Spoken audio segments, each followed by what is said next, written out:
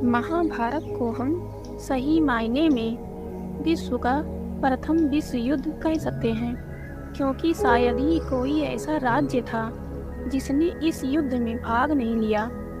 आर्यवर्त के समस्त राजा या तो कौरव अथवा पांडवों के पक्ष में खड़े दिख रहे थे। श्री बलराम और रुक्मी ये दो ही व्यक्ति ऐसे थे जिन्होंने इस युद्ध में भाग नहीं लिया। कम से कम हम सभी तो यही जानते हैं, किंतु एक और राज्य ऐसा था जो युद्ध क्षेत्र में होते हुए भी युद्ध से विरक्त था। वो था दक्षिण के उडुपी का राज्य। जब उडुपी के राजा अपनी सेना सहित कुरुक्षेत्र पहुँचे तो कौरव और पांडव दोनों उन्हें अपनी ओर मिलाने का प्रयत्न करने लगे। उडुपी के राजा अत्यंत दूरदर्शी थे। उन्होंने श्री कृष्ण से पूछा, हे माधव, दोनों ओर से जिसे भी देखो युद्ध के लिए ललायत दिखता है, किंतु क्या किसी ने सोचा है दोनों ओर से उपस्थित इतनी विशाल सेना के भोजन का प्रबंध कैसे होगा? इस पर श्री कृष्ण ने कहा, महाराज, आपने बिल्कुल उचित सोचा है। आपके इस बात को छेड़ने पर मुझे प्रतीत होता है कि आपके पास इसकी कोई योजना है। अगर ऐसा है तो कृपया बताएं। इस पर उडुपी नरेश ने कहा, हे वासुदेव, ये सत्य है। भाइयों के बीच हो रहे इस युद्ध को मैं उचित नहीं मानता। इसी कारण इस युद्ध में भाग लेने की इच्छा मुझे नहीं है, किंतु ये युद्ध अब टाला नहीं जा सकता। इसी कारण मेरी ये इच्छा है कि मैं अपनी पूरी सेना के साथ यहाँ उपस्थित समस्त सेना के भोजन का प्रबंध करूं। इस पर श्री कृष्ण ने हर्षित होते हुए कहा, महाराज, आपका विचार अति उत्तम है। इस युद्ध में लगभग 50 लाख योद्धा भाग लेंगे, और अगर आप जैसे कुशल राजा उनके भोजन के प्रबंध को देखेगा तो हम उस ओर से निश्चित ही रहेंगे। वैसे भी मुझे पता है कि सागर जितनी इस विशाल सेना के भोजन का प्रबंध करना आपके और भीमसेन के अतिरिक्त और किसी के लिए भी संभव नहीं है। भीमसेन इस युद्ध से विरक्त हो नहीं सकते। अतः मेरी आपसे प्रार्थना है कि आप अपनी सेना सहित दोनों ओर की सेना के भोजन का भार संभालिए। इस प्रकार उडुपी के महाराज ने सेना के भोजन का भार संभाला। उनकी कुशलता ऐसी थी कि दिन के अंत तक एक दाना अन्न का भी बर्बाद नहीं होता था। जैसे जैसे दिन बीतते गए, योद्धाओं की संख्या भी कम होती गई। दोनों ओर के योद्धा ये देखकर आश्चर्यचकित रह जाते थे कि हर दिन के अंत तक उडुपी नरेश केवल उतने ही लोगों का भोजन बनवाते थे जितने वास्तव में उपस्थित रहते थे।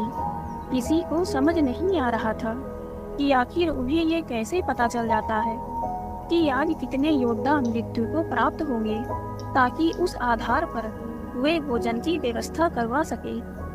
इतने विशाल सेना के भोजन का प्रबंध करना अपने आप में ही एक आश्चर्य था, और उस पर भी इस प्रकार कि अन्न का एक दाना भी बर्बाद ना हो, ये तो किसी चमत्कार से कम नहीं था। अंततः युद्ध समाप्त हुआ और पांडवों की जीत हुई।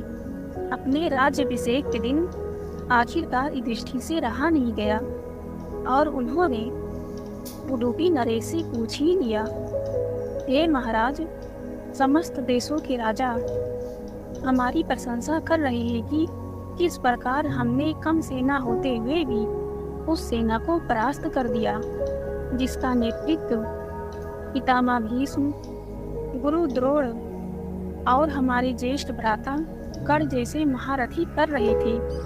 किंतु मुझे लगता है कि हम सबसे अधिक प्रशंसा के पात्र आप हैं, जिन्होंने न केवल इतनी विशाल सेना के लिए भोजन का प्रबंध किया, अपितु ऐसा प्रबंध किया कि एक दाना भी अन्न का व्यर्थ न हो पाया। मैं आपसे इस कुशलता का रहस्य जानना चाहता हूँ। इस पर उडुपी नरेश ने हंसते हुए कहा, सम्राट, आपने जो इस युद्ध में विजय पाई है उसका श्रेय किसे देंगे? इस पर युधिष्ठिर ने कहा, श्री कृष्ण के अतिरिक्त इसका श्रेय और किसे जा सकता है। अगर वे न होते तो कौरव सेना को परास्त करना असंभव था। तब उडुपी नरेश ने कहा, हे महाराज, आप जिसे मेरा चमत्कार कह रहे हैं वो भी श्री कृष्ण का ही प्रताप है। ऐसा सुनकर वहां उपस्थित सभी लोग आश्चर्यचकित हो गए। तब उडुपी नरेश ने इस रहस्य पर से पर्दा उठाया और कहा, हे महाराज, श्री कृष्ण प्रतिदिन रात्रि में मूंगफली खाते थे। मैं प्रतिदिन उनके शिविर में गिनकर मूंगफली रखता था और उनके खाने के पश्चात गिनकर देखता था कि उन्होंने कितनी मूंगफली खाई है। वे जितनी मूंगफली खाते थे उससे ठीक 1000 गुना सैनिक अगले दिन युद्ध में मारे जाते थे। अर्थात अगर वे 50 मूंगफली खाते थे तो मैं समझ जाता था कि अगले दिन 50,000 योद्धा युद्ध में मारे जाएंगे। उसी अनुपात में मैं अगले दिन भोजन बनाता था। यही कारण था कि कभी भी भोजन व्यर्थ नहीं हुआ। श्री कृष्ण के इस चमत्कार को सुनकर सभी उनके आगे नतमस्तक हो गए।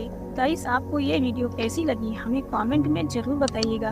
वीडियो अच्छी लगी तो लाइक से सब्सक्राइब और नोटिफिकेशन बेल को ऑन कर दीजिएगा। Thank you so much for watching this video.